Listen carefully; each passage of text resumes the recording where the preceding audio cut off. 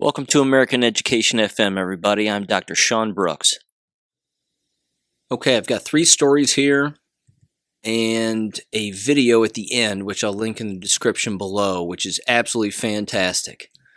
That includes a bunch of individuals, a flash mob, if you will, of sorts, clearly organized and super cool, of individuals running into a Trader Joe's in California, and none of them are wearing masks, and they're walking around shopping, and the people's reactions are just nuts. The people who are wearing masks, both the people that work there and the people who aren't working there. It's absolutely incredible, but it's super funny and super cool. So, all right, this first story, however, comes from the College Fix, and this too isn't a bad one. This is a pretty good one, actually, although a couple little nuanced things occurred throughout, which are certainly worth mentioning. This comes from Dave Huber at the College Fix again, and it's titled School Superintendent in Hot Water for Saying Black Lives Matter is a Political Movement. It says, one of the beauties of things like critical race theory is that it's sort of a quantum mechanics. Things are never situated in precisely one spot. They're always in flux. Well, that right there again, this of course proves that critical race theory is imaginary. It's just pretend, and it exists in the mind of the person who actually believes that it's real. So, this is what the superintendent of Indiana's Hamilton Southeastern School District learned recently. Alan Burriff, I don't know if I'm saying that right, probably not, had sent out a letter to the district staff advising them to treat Black Lives Matter as a political movement. Quote, there is a disagreement as to whether Black Lives Matter is a social issue or political issue, Burriff wrote. It is clear that many have moved it to the political arena and contend that teachers should be promoting it. If we can accept for the sake of discussion that BLM is a political issue, as school officials, we cannot expose our politics and we cannot advance a political cause through our work with students, unquote. That right there is a perfect, succinct example of exactly what every single principal school district should be doing when it comes to this political nonsense. And again, it's not a matter of a social issue or political issue. It's actually a criminal issue. That's really what it is. It's criminal. It's crime. It's organized and disorganized crime. But that was an excellent answer provided by this school district, without a doubt. Absolutely fantastic on the superintendent's part. He went on to say that teachers can explore, quote, the origins of a political cause via the social concepts and events that brought it to the political arena. His comments did not go over very well with some in the community. The Racial Equity Community Network, founded by district parents, which right there should tell you the Racial Equity Community Network, it's about as hard left as it gets, I suppose, founded by the district's parents, said Burriff's letter seemed to encourage HSE teachers and employees from discussing or supporting Black Lives Matter in the classroom. It added BLM is not an extremist political group, but it's about humanity. You're going to have to tell that to the people who have been murdered by Black Lives Matter, that it's about humanity. You're going to have to tell that to the people who've had their businesses burned down by Black Lives Matter, that it's about humanity. You're going to have to tell that to the people who have been maimed for life because, Black Lives Matter all in the name of humanity. Good luck with that. These people have their eyes completely closed. They're totally brainwashed. The gaslighting is incredible. I'll tell you what, you could set their dog on fire and they would look at it and call it a firework. I mean, it's absolutely nuts. For anybody to even question at this point that Black Lives Matter is nothing more than a Marxist criminal organization that has murdered countless people and engaged in endless crimes, to say anything else is absolutely absurd. It continues here, and in keeping with contemporary narrative, the RECN said Burriff was, quote, upholding white supremacy and is a, quote, an example of systemic racism.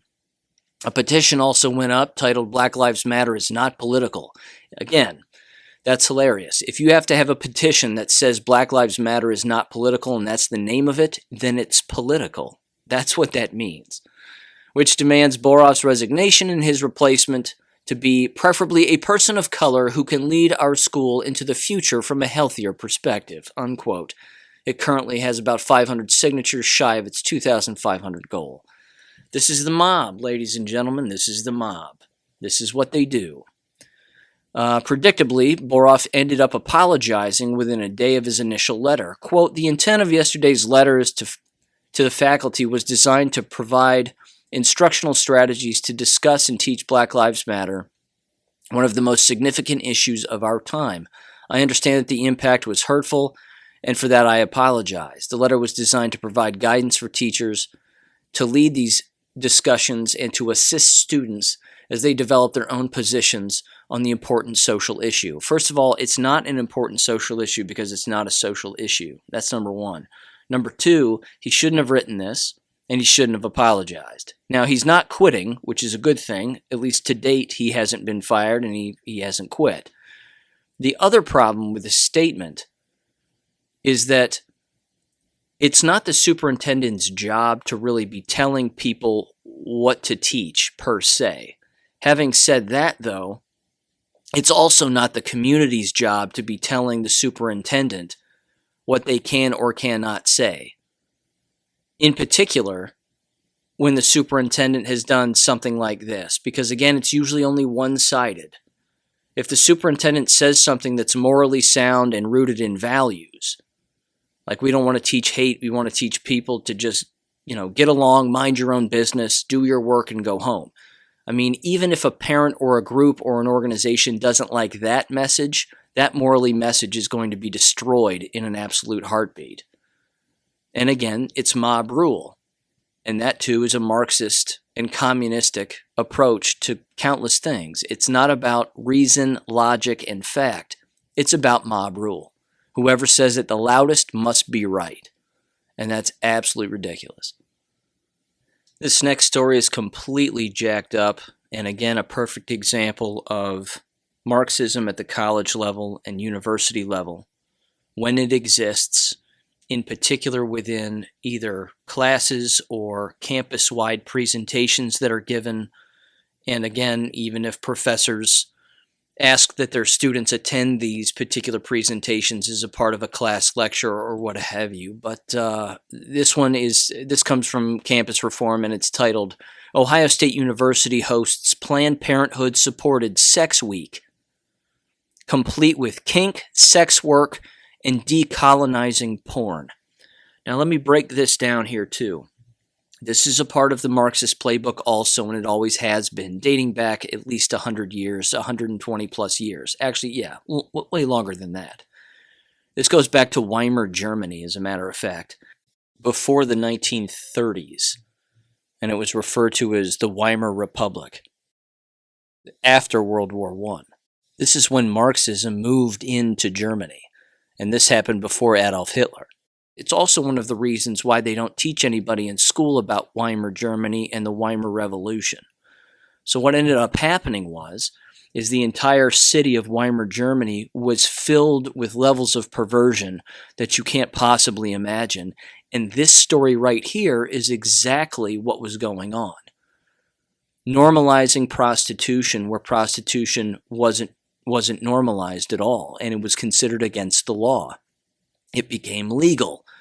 Normalizing pedophilia, normalizing the radical writings within children's books that were encouraging them to have sex with older individuals and countless other things. Again, the normalization of pedophilia is a major problem among those who are Marxists.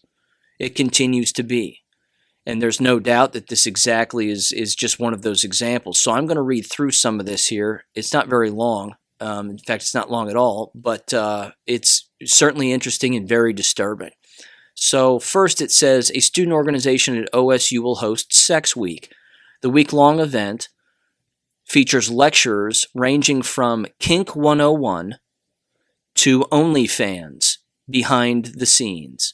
If you're unfamiliar with OnlyFans is a pornographic website where anybody, and I mean anybody above the age of 18, can have an account on OnlyFans. All you have to have is a laptop computer and a webcam, and you can get paid to basically have sex on camera, or at the very least engage in other self-entertaining activities while taking your clothes off on OnlyFans, and then you get paid through not only OnlyFans, but you get paid through donations of people donating for you to basically engage in these sex acts. And here you have OSU is hosting this Planned Parenthood supported sex week where that's being encouraged. So my God, if you want your children to just be immoral wrecks, send them to OSU. It's pretty clear there. Let's see, it continues. The events listed partners include several university departments and Planned Parenthood. It says, "Welcome to Sex Week! ! We're glad you came." Get it? That's their sign. It actually says that. "We missed a lot in high school, socially, biologically, and scientifically. That is why Ohio State is creating a judgment-free, inclusive, relatable space for our community to explore all sides of sexual health that they never really learned. This is why Sex Week is here." Again, this is written now by Matthew Keys, Ohio campus correspondent for Campus Reform. Quote, "An Ohio State University student-led event called Sex Week will be held for the third year in a row beginning Sunday. The week-long event will feature several virtual lectures for students to learn about certain topics such as, quote, talk on healthy versus toxic masculinity, unquote, beyond the gender binary with ALOC." I don't know what that is. Let's see, the next one. "Abortions Explained Plainly. A panel of professionals."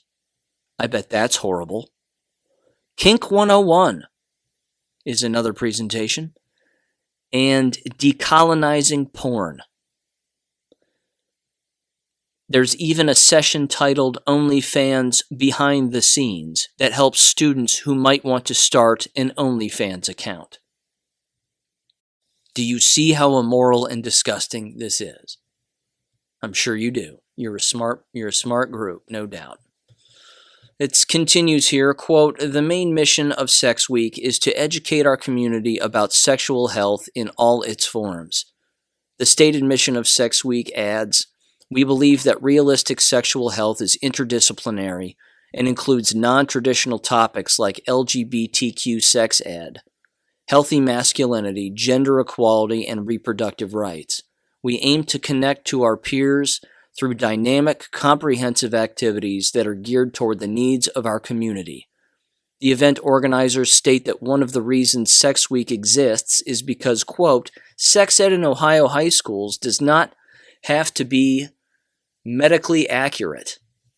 I'm going to repeat that. It's absolutely incredible. The event's organizers state that one of the reasons Sex Week exists is because, quote, sex ed in Ohio high schools does not have to be medically accurate, unquote. Among the reasons for hosting the Sex Week are the 47% of transgender people are sexually assaulted at some point in their lives, and black women in Ohio make 64 cents for a white man's dollar. I'm lost now. I'm absolutely lost. I'm lost. That took a turn. Didn't see that coming.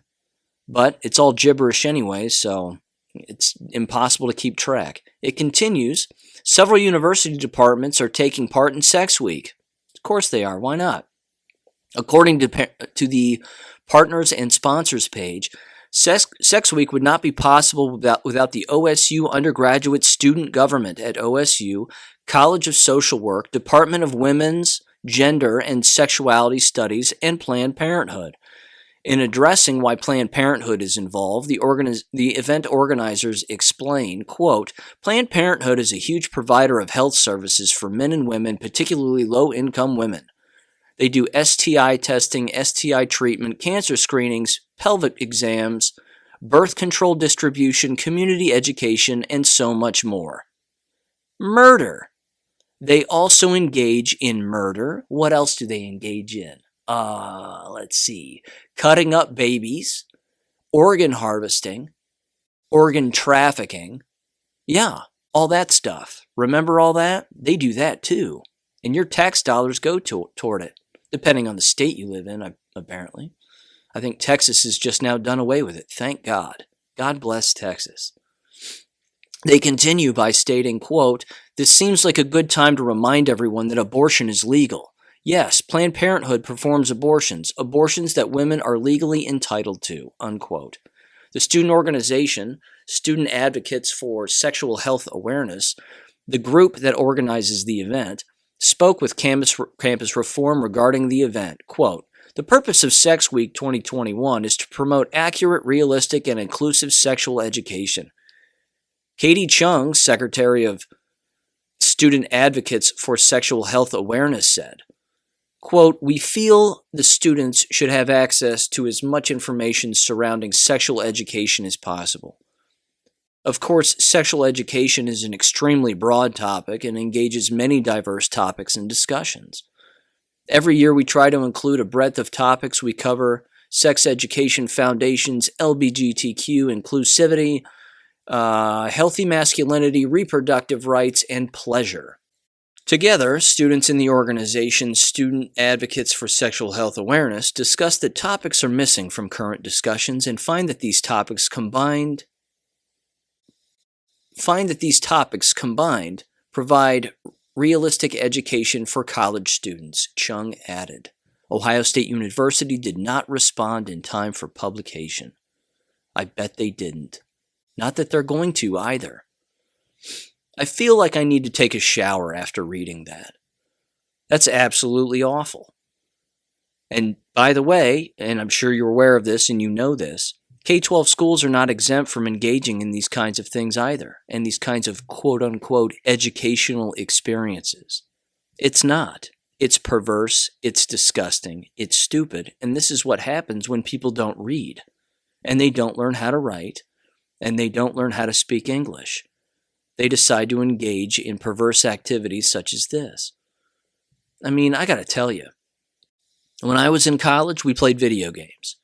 We read books, we played video games, we minded our own business. We didn't do things like this. We just didn't. We minded our own business. We didn't get involved in school-related stuff. We never viewed college or the university life as something to get involved in. It just blows me away. But again, this is what happens when you raise children to be in groups of people all the time and do what their peers would have them do, or do what their quote-unquote community or government would have them do. The individual mind doesn't attend one of these stupid things. They just don't. It's absolutely ridiculous. So here's the last story. Comes from Gateway Pundit by Jim Hoft. It's titled Pure Racism. New York City principal sends home white identities list to parents to convert them to the white traitors stage of whiteness. Now they've got this chart here, which is pretty ridiculous, and it comes from the Slow Factory Foundation. And it's titled The 8 White Identities. So on the hard left, it's beet red, and it says white supremacy. And then the next one up from that, getting more toward the green section apparently, is titled white voyeurism. And then the next is white privilege. And then the next is white benefit. And then the next is white confessional. And then the next is white critical. And then white traitor, concluding with white abolitionist, I think is what it says. All of this made up garbage. It says, quote, there is a regime of whiteness, and there are actions-oriented white identities. People who identify with whiteness are one of these. It's about time we build an ethnography of whiteness, since white people have been the ones writing about and governing others. My God. And then they're all defined. They're all defined too. This is incredible. Well, I got to read the definitions of this. Here we go. The 8 white identities. Who knew? Who knew? I've been alive for 39 years. Had no idea. Go figure. This must have been around since the beginning of time. Oh, wait. No, it hasn't. It's made up trash. Okay, here we go. Quote. There is a regime of whiteness. Yeah, I already read that. Okay, here we go. White supremacy, defined as clearly marked white society that preserves names and values white supremacy. I can't even break down that stupidity. White voyeurism. Wouldn't challenge a white supremacist. Desires non-whiteness because it's interesting, pleasurable. Seeks to control the consumption and appropriation of non-whiteness. Fascination with culture. Example, consuming black culture without the burden of blackness. Wow. Wow. So if a white person likes rap music, they're a white voyeur. Okay. That's ridiculous. I'm telling you what, if these 8 words ever make their way, well, they're not words, whatever. If these 8 levels of stupidity and the dummies who wrote them ever make their way into the English dictionary, our English dictionary is officially destroyed. By the way, fun fact, the best dictionaries to read are really, really old ones. And I mean old ones. Pick up a dictionary from 1900. It's exquisite. They're exquisite books. Find one. They're absolutely amazing. Okay, sorry. I'm a word neat. I'm a word dork. I like words. Okay, the next one, white privilege. Defined as, may critique supremacy, but a deep investment in questions of fairness, equality under the normalization of whiteness and the white rule. Sworn goal of diversity. I got nothing on that. Number 4, white benefit. Sympathetic to a set of issues, but only privately. Won't speak, act in solidarity, there's that word again, publicly because benefiting through whiteness in public. Some POC, people of color, I believe is what that stands for, are in this category as well. I got nothing on that either. Number 5, white confessional. Some exposure of whiteness takes place, but as a way of being accountable to people of color after. Seek validation from people of color. I don't get it either. Number 6, white critical. Take on board critiques of whiteness and invest in exposure, marking the white regime. Refuses to be complicit with the regime. Whiteness speaking back to whiteness. They might as well just be making random sounds. Just throwing a pan down a flight of stairs and then calling that some definition to some made-up thing. It's absolutely ridiculous. Number 7, white traitor. Don't worry, there's only 2 more here. Actively refuse complicity. Names what's going on. Intention is to subvert white authority and tell the truth at whatever cost. Need them to dismantle institutions. And finally, thank God, number 8, white abolitionist. Changing institutions, dismantling whiteness, and not allowing whiteness to reassert itself. Dun, dun, dun. This is absolutely nuts. People who are hanging on this is also on Chris Ruffo's Twitter account. This is insane. People who align themselves with this, they're not well. They're just not well. There's no other summary I can provide. They're not well. They would do well to just read, but they don't.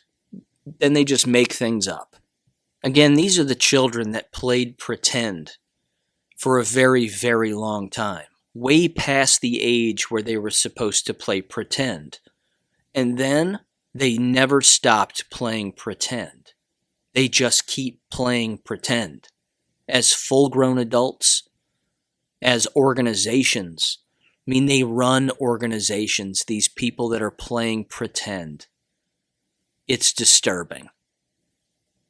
Thank you for listening to American Education FM.